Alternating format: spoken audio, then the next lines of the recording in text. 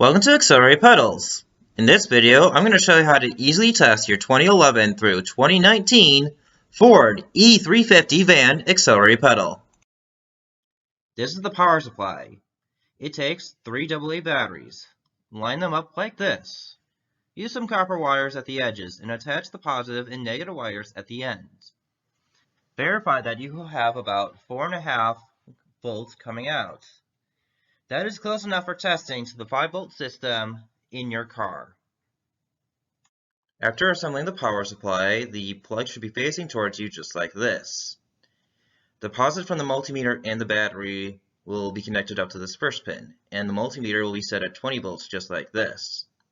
The negative from the multimeter will connect up to the second pin, and the negative from the battery will connect up to the third pin.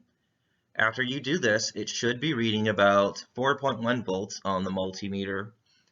And as you press down on the pedal, it should read about 2.7 volts as it is fully compressed, or at the very end.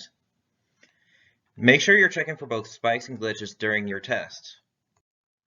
For the second potentiometer, the multimeter will still be set at 20 volts just like this. And the negative from the battery will connect up to this fourth pin. The negative from the multimeter will connect up to the fifth pin. And the positive from both the multimeter and the battery will connect up to the bottom sixth and final pin.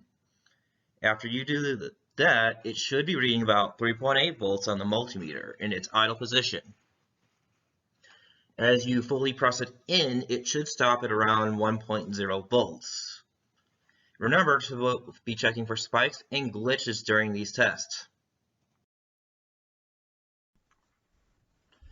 So in this example, you can see that we are pressing down on it slowly and letting it rise up.